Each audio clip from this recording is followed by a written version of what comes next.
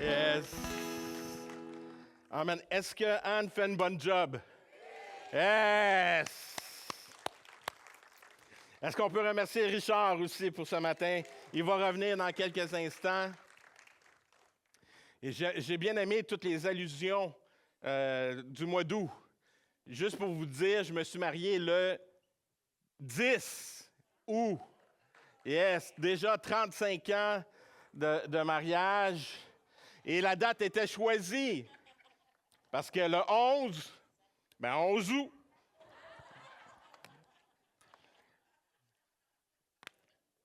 Tout était planifié.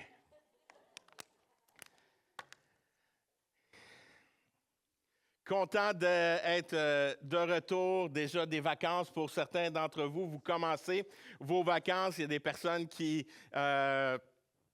vont simplement commencer. Je sais qu'aujourd'hui, plusieurs personnes aussi ne sont pas ici présentes ce matin dû au fait qu'il y a un mariage cet après-midi. La fille à Pasteur Laurent se marie cet après-midi avec Charlie. Donc, plusieurs de nos jeunes sont en train de se préparer pour cette belle journée, cette belle après-midi. Donc, on est content de pouvoir les honorer et on est content qu'eux aussi, ils vont avoir un bon temps aujourd'hui. Yes. Donc, juste vous encourager aussi, si vous n'êtes pas là, c'est les vacances, vous ne pouvez pas toujours être avec nous, vous pouvez aller consulter les messages sur nos plateformes, vous pouvez aller sur YouTube ou toutes les Spotify et tous ces endroits-là pour écouter et aller écouter le message de Richard qui a apporté la semaine passée, plus de moins. Ah, j'ai aimé le message, je l'ai écouté cette semaine et quelle bénédiction et de se rappeler qu'on est appelé des fois à prendre la vie un peu plus minimaliste, plus simple et de pouvoir faire comme Richard, partir un mois en voyage. Ça, c'est le rêve de tout le monde. J'ai une question pour vous ce matin, puis probablement tout le monde s'est déjà posé cette question-là à un certain moment donné. Comment est-ce que je me suis retrouvé ici? Est-ce que ça vous est déjà arrivé à un moment donné, puis vous vous posez la question, peut-être que tu t'es réveillé le lendemain d'une veille, tu as fêté trop fort, puis tu te dis, qu'est-ce que je fais ici? Peut-être que ça vous est déjà arrivé, je ne sais pas. Moi, je ne sais pas, ça m'arrive souvent. Souvent, alors que je finis l'église, je retourne chez nous, je suis en direction et je ne comprends pas. Mon auto sort toujours à une sortie, toujours la même. Mais moi, je vais aller à la maison, mais elle sort, puis je ne peux pas la contrôler, puis elle s'en va chez ma fille. Comment que je me suis retrouvé là? Je ne sais pas. Je ne sais pas comment je me suis retrouvé chez ma fille, puis à regarder ma petite fille. Puis là, l'auto, elle a des divisions, là, parce que mon fils, je veux vous annoncer que mon fils et Kay ont eu leur bébé durant la période des vacances. Donc, le petit Ézéchiel est venu au monde et fait que l'auto, elle ne sait plus où aller. On se pose la question de quel bord qu'on va, puis on est vraiment tiraillé entre les deux. Mais à maintes reprises dans nos vies, on arrive, puis on se pose cette question-là, comment je me suis retrouvé ici? Peut-être tu t'es marié, puis tu dis, je vais vivre ma vie à deux, mais dans ton mariage, tu te rends seul, tu te sens isolé, puis tu te poses la question, comment ça que je me suis retrouvé ici? Pourtant, je croyais que le mariage, c'était un mariage où on allait être deux, mais je me sens seul pourtant. Je me travaille tellement fort pour être libre, puis je me retrouve seul. Je me travaille fort, puis je me sens prisonnier de mon travail.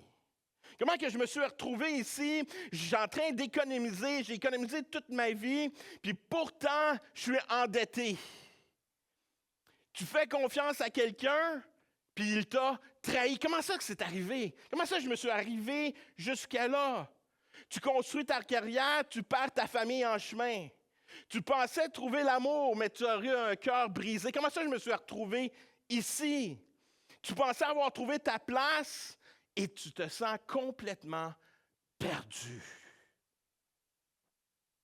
Des fois, dans nos vies, il arrive des situations, puis on se pose la question, comment ça que je me suis retrouvé ici et à vivre ça? Et tu vis des moments de découragement, tu vis des moments peut-être difficiles dans ta vie, et tu arrives à cet endroit-là, puis tu te poses plein de questions, puis tu n'as pas nécessairement toujours de réponse, et tu arrives à cet endroit-là, puis il y a du monde qui vient t'encourager.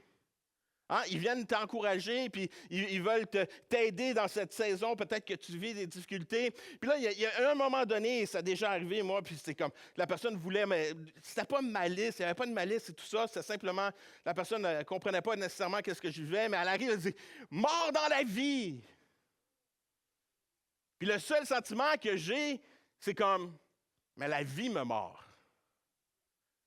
J'ai le sentiment, à la place de mordre dans la vie, je sens que tout le temps, la vie est en train de me mordre. Je ne sais pas pour vous, est-ce que vous avez déjà expérimenté ça, de quelqu'un vous mord ou un animal vous mord? Est-ce que ça vous est déjà arrivé? Oui, oui, par quelques personnes. Moi, ça m'est arrivé 2 fois, des animaux. Puis pour avoir travaillé dans des résidences, j'ai travaillé comme moniteur, comme... aussi comme préposé aux bénéficiaires dans la santé, le domaine de la santé. Et c'est arrivé que je me suis fait mordre. Par les gens, j'ai déjà eu des morsures. C'est pas plaisant. Pas plaisant. Puis je me suis fait mordre aussi à 2 reprises. Une fois par un écureuil que j'essayais de nourrir. Il n'avait pas compris le principe que tu ne mords pas la main de celui qui te nourrit. Et le deuxième, j'étais jeune et j'étais avec mon père. Mon père avait amené son véhicule au garage. Et il y avait un berger allemand. Et mon père, le chien, c'était un chien de garde, il faisait sa job probablement, et il s'en venait vers moi. Mon père m'a pris, il a pris sur les épaules, mais moi, j'avais les mains en arrière dans son dos, puis il a sauté, puis il m'a mordu. Et j'aime ça dire que c'est à partir de là, je me suis transformé en berger.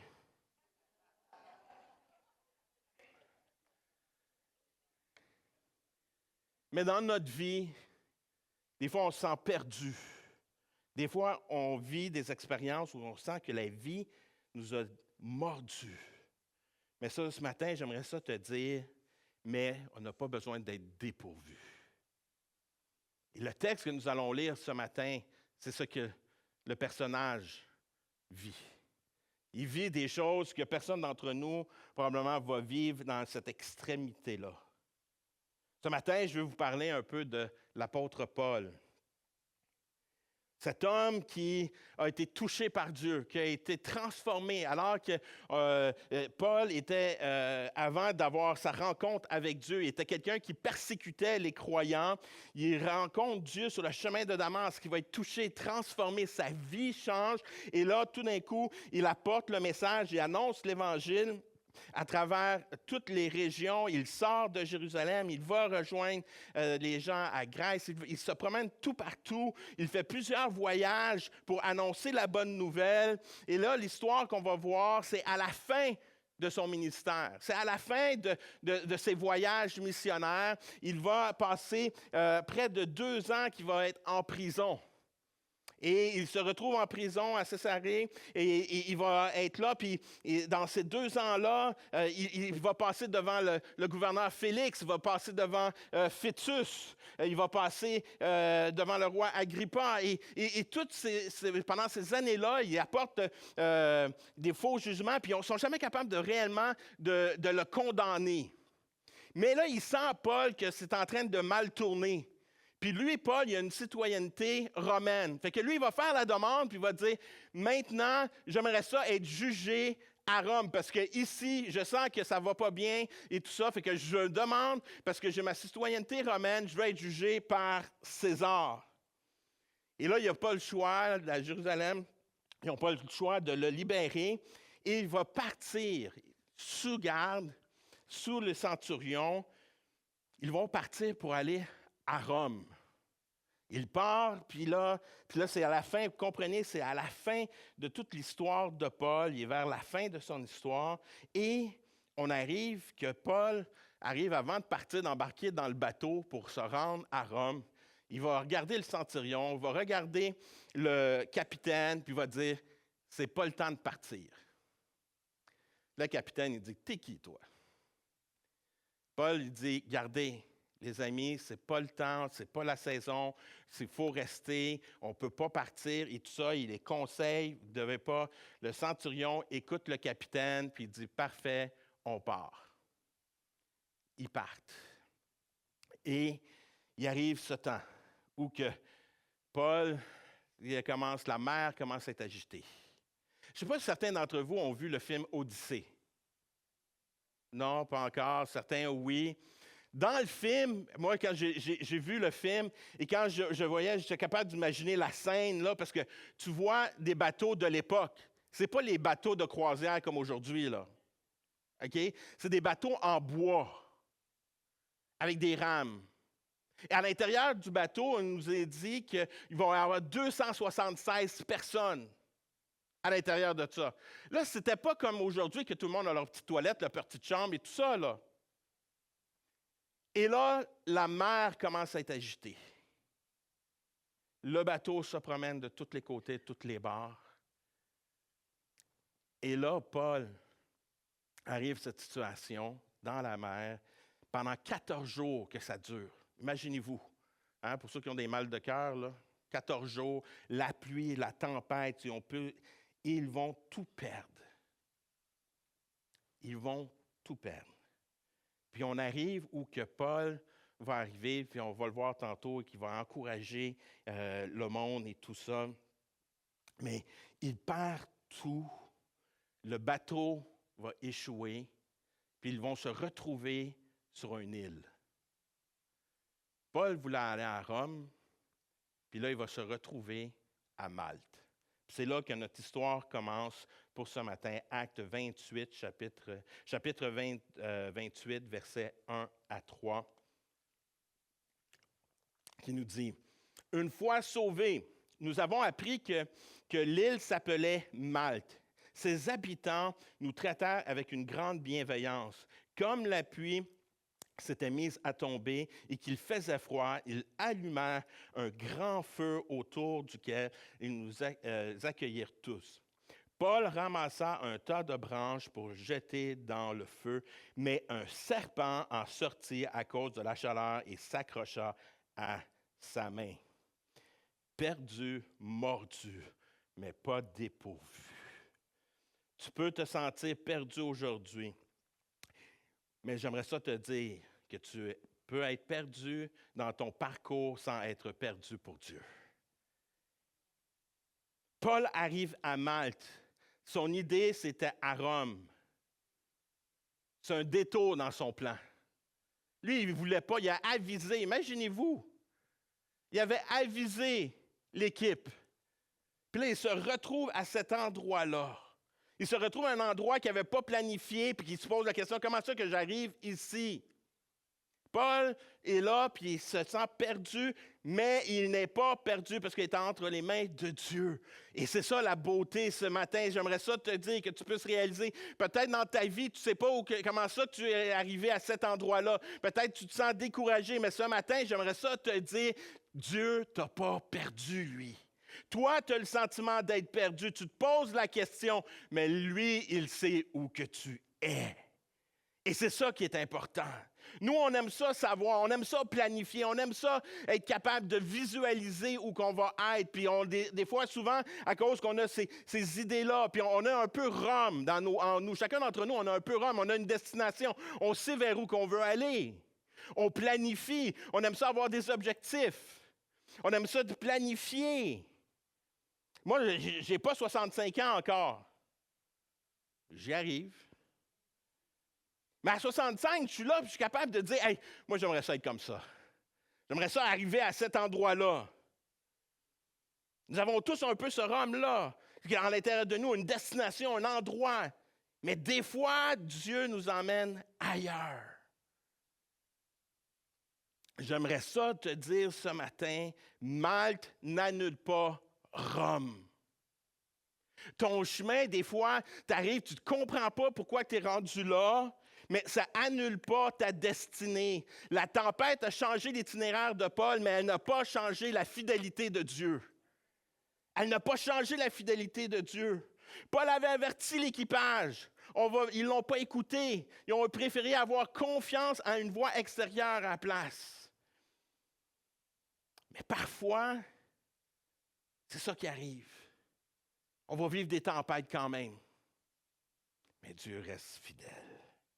Dieu reste fidèle. Actes 27, 21 à 24, on revient un peu avant qu'il arrive à Malte. Là, on est dans le cœur. Là, on revient souvent dans les films. Hein? Vous voyez ça. On a l'histoire, on commence, puis là, tout d'un coup, il y a un flashback. On retourne dans l'arrière. Là, on a vu qu'ils sont à l'île, mais là, je veux juste vous ramener dans le flashback.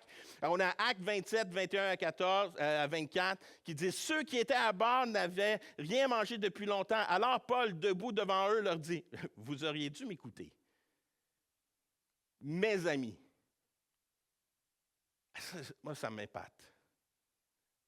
Soyez honnêtes, moi, j'aurais pas dit ça comme ça. Moi, j'aurais dit, hey, ma gang, là, je vous l'avais dit, tant pis pour vous. Ma gang d'idiots. Ma gang de. Soyez honnêtes. Hey, come on. Hey, soyez honnêtes. Je vous entends tous critiquer des personnes. OK, je ne dirai pas des noms parce que... Mais on est là, puis on est facile à critiquer.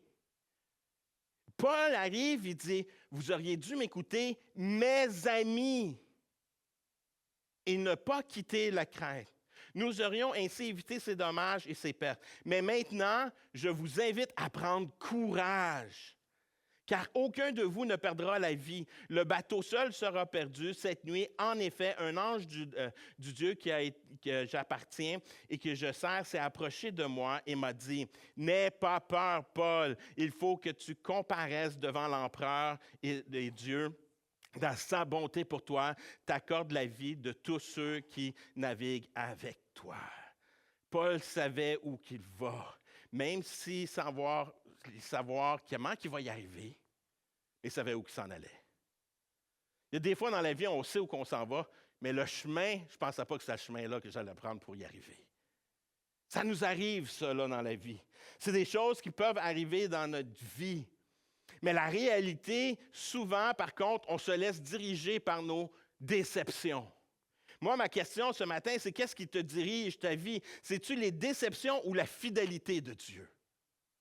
Souvent, on laisse les déceptions, les choses qu'on pensait avoir, les choses qu'on pensait mériter. Il y a des choses, puis est-ce que tu es dirigé par tes déceptions ou tu te laisses diriger par la fidélité de Dieu? Peut-être ta situation, tu penses que tout est perdu.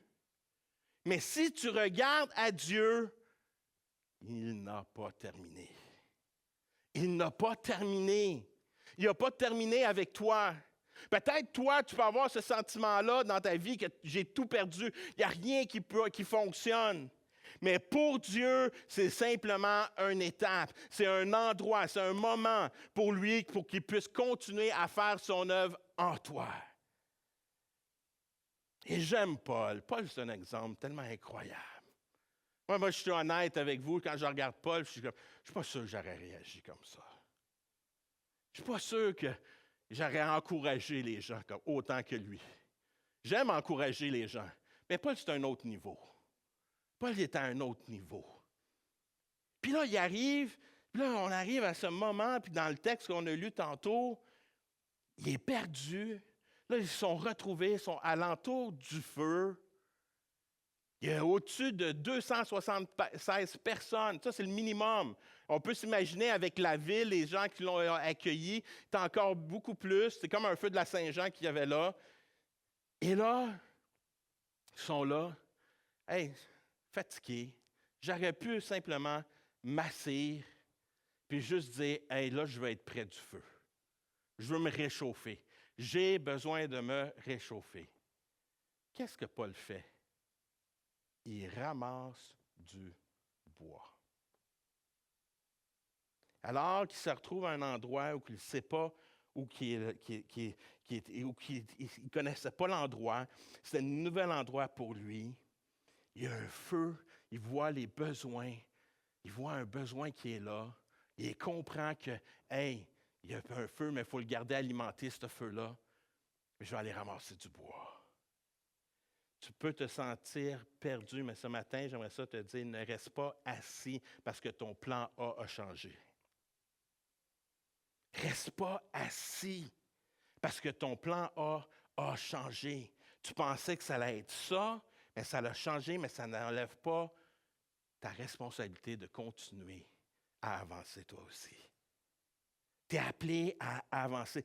Paul aurait pu chercher la meilleure place autour du feu, puis à la place de chercher du bois. Il aurait pu tasser le monde, puis arriver, puis dire « Hey, je veux juste me réchauffer. » Non. Il est là, puis il est en train de servir. Il est en train de faire des petites choses, mais qui alimentent quelque chose de grand. J'aimerais ça vous dire ce matin que chacun d'entre nous, on est appelé à ramasser du bois. Même si ce n'est pas le plan A, même si ça a changé, même si les choses ont changé, nous sommes appelés à continuer à servir. Nous sommes appelés à continuer à démontrer qui est Dieu. Parce que Dieu est fidèle. Et je suis appelé à continuer à servir. Chacun d'entre nous, on est appelé à commencer à ramasser du bois et à faire des petites tâches. Tu n'as pas besoin de connaître toute la destination pour être fidèle, pour sentir la fidélité de Dieu aujourd'hui. Ça n'a pas rapport. La fidélité de Dieu est là à chaque jour. Peu importe où que je m'en vais, Dieu demeure fidèle. Et nous, dans ce moment-là, je continue à servir. Paul est apôtre, a implanté des églises. Il aurait pu se dire, « Hey, j'ai fait 3 voyages missionnaires. J'ai été fouetté. Je peux-tu me tirer une bûche puis juste réchauffer? » Qu'est-ce qu'il est en train de faire? Il continue. Il continue. Et moi, comme je mentionnais à l'équipe ce matin avant notre service, la semaine passée, j'étais au centre évangélique de Laval. On célébrait le 100e anniversaire de Mme Saint-Onge. 100 ans. 100 ans. Et quand on est sorti de là, moi et mon épouse, on était inspirés, encouragés. C'est comme, j'ai aucune raison de ne pas servir.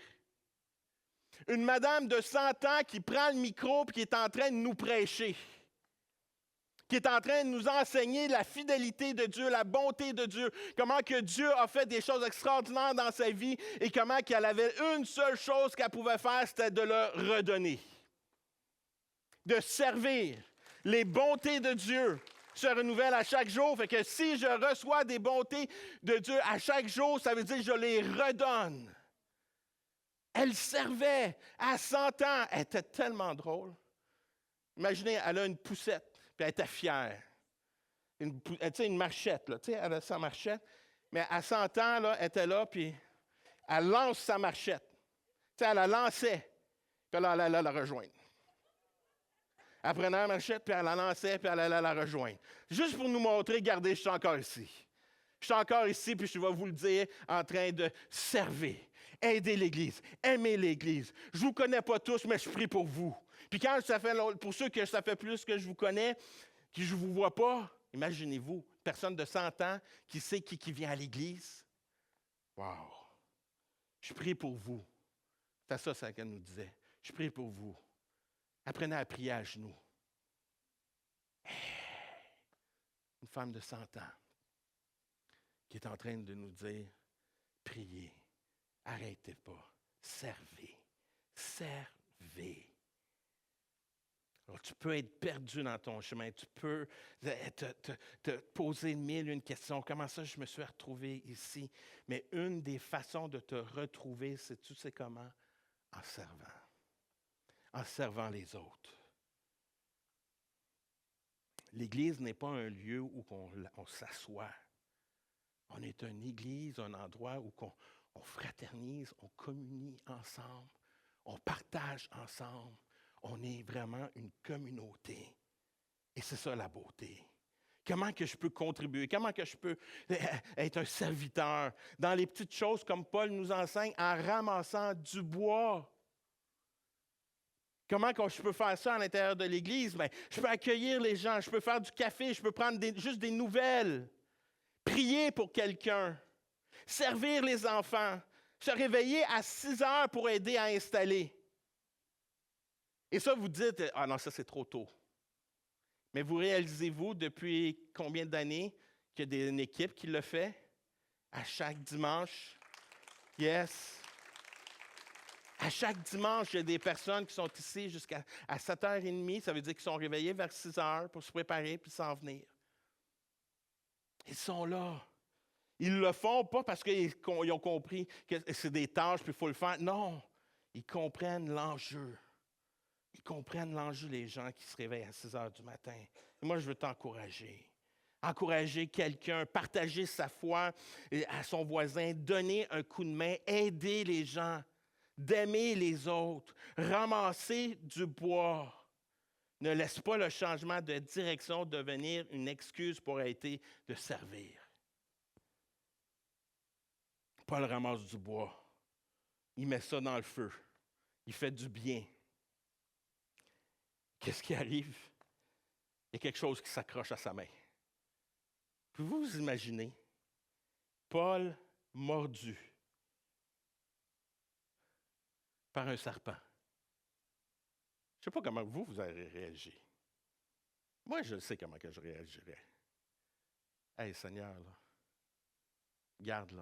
garde où qu'on est rendu, là, Seigneur. S'il vous plaît. J'ai fait qu'est-ce que tu m'as demandé. Je les ai avertis, ils ne m'ont pas écouté. Seigneur, j'ai ramassé le bois. Je suis en train de servir. Je suis en train d'aimer les gens, là. Seigneur, hey, la vipère. Une vipère qui vient puis qui le mord. À un moment donné, Seigneur, peux-tu t'acharner sur quelqu'un d'autre? Peux-tu quelqu'un d'autre? Il n'y a pas juste moi, là. Tu sais, il y en a combien ici? Pourquoi moi? À un moment donné, là, faire le bien ne nous protège pas de toutes les blessures. Souvent, on a cette fausse conception dans l'Église que quand je fais les bonnes choses, tout va bien. Puis quand je fais quelque chose de mal, c'est là que ça va mal. Non, nulle part dans les Écritures on voit ça. À maintes reprises, les gens font des bonnes choses, puis ils sont blessés. Paul est en train de faire quelque chose de bien. Paul ramassa un tas de branches pour les jeter dans le feu, puis c'est un serpent qui vient le mordre. Faire ce qui est bien ne nous met pas à l'abri des difficultés. Paul n'était pas en désobéissance. Il servait et il était mordu. Dieu sera avec nous au milieu du problème. Et c'est ça la beauté. Et c'est ça qu'on doit retenir. Et c'est ça qu'on doit retenir. Dans ce moment-là, Paul avait des décisions, des choix à faire. Des fois, on laisse les morsures de la vie nous envenimer. Eh bien, des fois, on laisse le serpent arriver, nous mordre. Il nous mord, puis on le laisse là. Puis on laisse son venin venir prendre place. Savez-vous, ce n'est pas tant la morsure qui est dangereuse, c'est le venin à l'intérieur qui vient à l'intérieur de nous. Voyez-vous, les morsures de la vie, tu peux avoir une trahison, un rejet, tu as un sentiment d'injustice, tu as une déception, un échec, une perte, des deuils, des relations qui ont été détruites, un rêve qui ne s'est pas réalisé, des choses invisibles. Mais si tu les laisses mijoter, puis tu commences à laisser de l'amertume, de la colère, de la haine, de la frustration, la critique qui embarque là-dedans, mais tu es en train de mourir à l'intérieur. Paul, qu'est-ce qu'il fait? Il ne laisse pas l'amertume, il ne laisse pas l'insécurité, il ne laisse pas la colère, la honte, le découragement. Il fait juste quelque chose que je crois qu'on est appelé à vivre, nous autres aussi. Juste de le secouer. Juste de le secouer. Juste de secouer le serpent. On est appelé à dire, oui, j'ai été mordu. Je ne suis pas dans notre déni ce matin. Je ne suis pas en train de dire que Paul, là, tu sais, quand on va le voir, il va avoir le dos fouetté puis il va avoir une morsure à la main. Ça a été réel. Mais Paul, il comprenait, il savait qu'il devait aller à Rome. Il savait sa destinée, il savait que Dieu l'avait appelé là. Il savait que Dieu allait faire quelque chose. Il dit que Dieu allait utiliser ce moment-là. Et c'est ça que Paul fait. La morsure est réelle, mais ça n'a pas défini Paul. Des fois, nous, on laisse nos morsures définir notre qui qu'on est. Et ce n'est pas ça qu'on est appelé à. On est mordu, on vit le moment, mais on le secoue. On le remet à Dieu. On lui redonne. On dit, Dieu, c'est toi qui s'en occupe. C'est déplaisant, ça fait mal. Souffre, tu pleures, tu vis des moments durs, tu vis des intensités, puis c'est souffrant. Mais Dieu, je ne veux pas que ça marque qui je suis. Je ne veux pas que cela vienne emprunter, puis que ça vienne un moment de distraction et que je perds ma relation avec toi. Non, Seigneur, je te remets tout. C'est que qu'est-ce que Paul a fait? Il a pris le serpent, puis il l'a secoué. Il l'a juste secoué. Mais il n'était pas dépourvu. Ce qui t'a blessé n'a pas dépouillé ce que Dieu veut faire avec toi.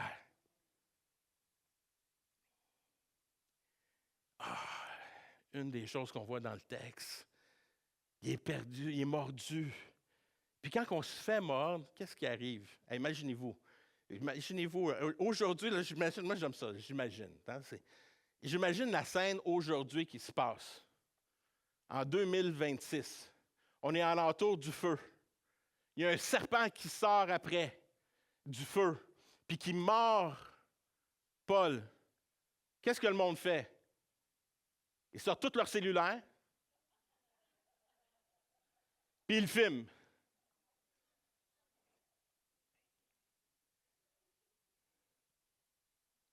Puis là, après ça, ils partagent, puis là, tout le monde commente. C'est à peu près ça qu'ils font. C'est à peu près ça qu'ils font. Ils vont commencer à regarder Paul. Acte 28, 4, cet homme est certainement un assassin, car la justice divine ne lui permet pas de vivre, bien qu'il ait échappé à la mer. Wow! C'est fou, hein? Tu es là, tu es en train de servir, tu es en train d'aider les gens, tu es en train de démontrer de l'amour, de la grâce, tu es en train de prendre soin des gens. Il se fait mordre, et qu'est-ce que les gens arrivent et ils disent de la personne? Assassin! C'est fou! Il pense savoir tout sur Paul. Il a échoué, il a rejeté, il a fait quelque chose dans sa vie. Je ne sais pas combien de fois j'ai entendu ça à l'intérieur de l'Église, et c'est tellement triste qu'il y a des personnes qui, des fois, qui tombent malades, puis qui disent, les gens arrivent et disent, ah, mais c'est à cause qu'elle a péché. J'ai entendu des stupidités. S'il vous plaît, vous ne savez pas qu'est-ce qui se passe.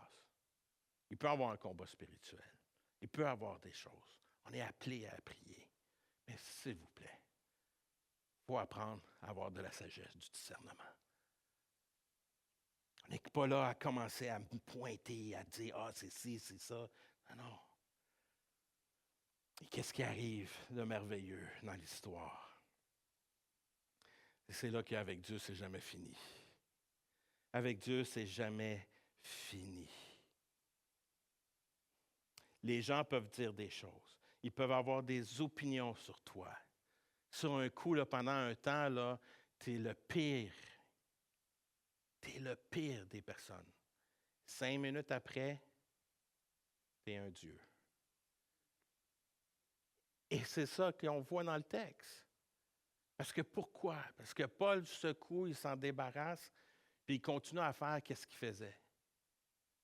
Puis là, les gens commencent à voir, ah ben, il n'est pas en train de mourir. Il est encore en train de vivre. Actes 28, 5, 6. Mais Paul secoua le serpent dans le feu et ne ressentit aucun mal. Les autres s'attendaient à le voir enfler, tomber, mort subitement. Mais après avoir attendu longtemps, ils constatèrent qu'il ne lui arrivait aucun mal.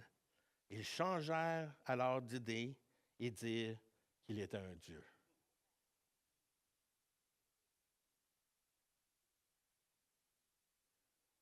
On est appelé à construire notre identité à Dieu, en Dieu, et non selon les opinions des gens. Et c'est ça l'important. Pas dépourvu. On peut se sentir perdu des fois, on peut sentir qu'on a été mordu par la vie, mais on n'est pas dépourvu parce que Dieu n'a pas terminé avec nous. Dieu n'a pas terminé avec nous. On est appelé à secouer le serpent, à l'enlever, puis que ça ne prenne pas notre identité, que ça ne devienne pas notre identité, mais qu'on réalise que peut-être le détour que j'ai à vivre dans ma vie va être maintenant une opportunité. Ce que je ne comprenais pas, ce que je ne percevais pas, devient une opportunité pour Paul. Paul ne savait même pas que l'île existait probablement, parce qu'il ne savait même pas le nom.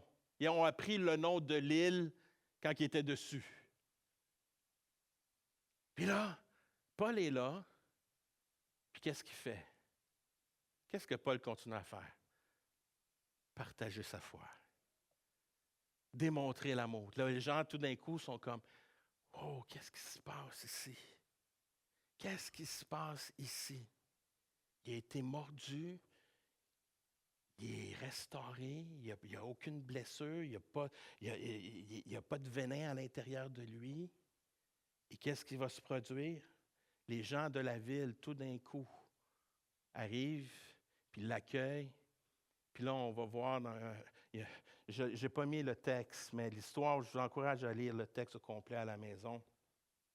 Mais il arrive, il va y avoir un personnage qui va arriver, Publius.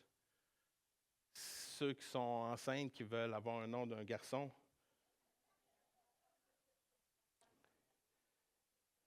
Publius va accueillir Paul et son père est malade. Paul va arriver, il va prier, Dieu intervient, Dieu guérit. Qu'est-ce qui se produit? Tous ceux qui sont malades sur l'île vont arriver, puis vont aller voir Paul pour qu'il prie. Puis les gens sont guéris, restaurés, touchés, transformés. Pouvez-vous vous imaginer pendant un moment donné que si Paul aurait laissé le venin prendre place, la colère, l'amertume, toutes les opportunités qui auraient manqué. Voyez-vous comment on doit faire attention ce matin? J'aimerais ça te dire, c'est normal que tu vas te sentir perdu. C'est normal comment que tu vas te faire mordre des fois. Mais comment tu vas réagir? Est-ce que tu vas laisser tes déceptions guider ou la fidélité de Dieu? Alors que j'invite Richard à venir ce matin, nous amener dans ce temps de louange et d'adoration. L'histoire de Paul, elle n'était pas terminée. Il s'est retrouvé à l'endroit où il ne pensait pas, mais son histoire n'était pas terminée. Il a vécu des choses dures, son histoire n'était pas terminée. Peut-être ce matin, tu vis des choses dures. Tu vis des événements, tu as vécu des souffrances, mais cela ça ne devient pas ton identité ce matin. Ne laisse pas ces choses-là te définir. Laisse Dieu faire son œuvre. Mets tes yeux sur la fidélité de Dieu, de sa grâce. Jésus ne nous a jamais promis une vie sans tempête ni blessure. On l'a même vu. Les disciples ont vécu la tempête. Lui, il dormait par contre. Mais il n'a jamais empêché ces choses-là. Il est venu, par contre, nous rejoindre quand on vivait des moments durs. Ça, c'est la fidélité de Dieu. On vit des moments difficiles, on vit des choses difficiles. Mais dans ces moments-là, il faut se rappeler, Dieu est fidèle. Je peux avoir ce sentiment que je suis perdu. Je peux avoir ce sentiment que je suis mordu. Mais je ne suis pas dépourvu parce que l'amour de Dieu, la grâce de Dieu, la fidélité de Dieu demeure. Elle prend soin de moi. Elle prend soin de moi. Si ce matin, tu te sens perdu, lâche pas Dieu. Ne te rebelle pas contre Dieu. Sache qu'il est là, qu'il est présent avec toi. Tu te sens mordu, laisse pas le venin s'installer. Secoue, rejette. Non, je tourne mon regard vers Dieu. Je peux porter mon regard sur la blessure que j'ai eue quand j'étais jeune. Je peux regarder. Là, elle est comme pas mal disparue, mais moi, je sais elle est où. Vous regarderez, vous ne la voyez pas. Moi, je sais, elle est ici, la morsure. Elle est là, la morsure. Je pourrais la regarder puis juste dire, « Ah, j'ai mordu, puis moi, j'en veux plus de chien. »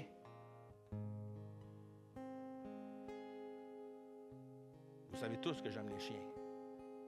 J'aurais pu dire qu'à cause qu'un berger allemand m'a mordu, je ne fais plus confiance en aucun chien.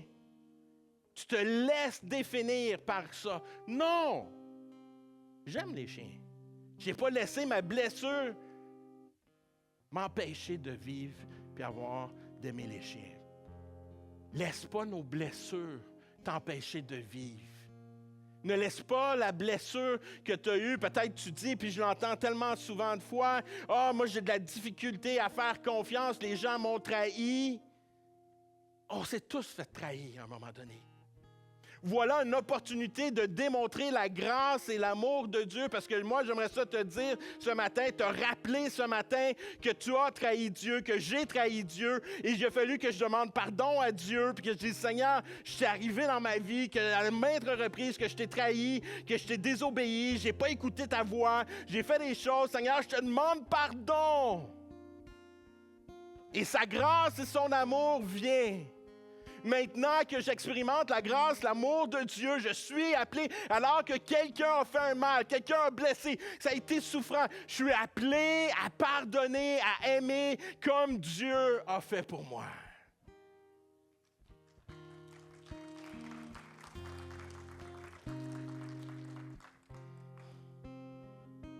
Si tu penses que tu es dépourvu, ce matin, je suis là pour te dire non, tu n'es pas dépourvu. Parce que Dieu est présent. Dieu est fidèle. Sa présence est là parmi nos souffrances. Il nous fait grâce. Sa parole est là pour nous guider, nous diriger. Son amour, elle est présente. Perdu, mordu, mais pas dépourvu. Dieu est encore à l'œuvre ce matin. Est-ce qu'on peut se tenir debout ce matin et commencer à rentrer dans ce temps de louange et d'adoration? On veut le louer, l'adorer ce matin et lui dire comment il est fidèle envers nous. Le remercier, d'avoir un cœur de reconnaissance ce matin. Que Seigneur, oui, maintes reprises, Seigneur, je me suis senti perdu, puis je me suis fait mordre, mais une réalité est là, Seigneur, tu es là. Tu ne m'as jamais abandonné. Tu ne m'as jamais abandonné. Seigneur, ce matin, je sais que tu n'as abandonné personne ici et que tu es présent. Peut-être qu'ils ont le sentiment, Seigneur, que tu n'es pas là. Seigneur, ce matin, je prie, Seigneur, que ton amour, ta grâce, Seigneur, puisse venir envelopper, Seigneur. Cette personne qui peut vivre cet éloignement, qui peut se dire, non, c'est trop tard. Seigneur, viens, que tes bras d'amour puissent toucher, transformer ce matin. Que ta grâce puisse faire ton œuvre ce matin. Oh, Dieu, agis puissamment. Prends la place qui te revient ce matin. Nous voulons te louer, t'adorer ce matin. Nous voulons élever nos voix en guise d'admiration, d'adoration envers toi, disant, Seigneur, que tu es notre Dieu. Que tu es celui, Seigneur, qui est rempli de grâce envers nous, Seigneur Dieu. Père, nous te louons, t'adorons ce matin. Alléluia, Seigneur Dieu. Gloire à ton nom.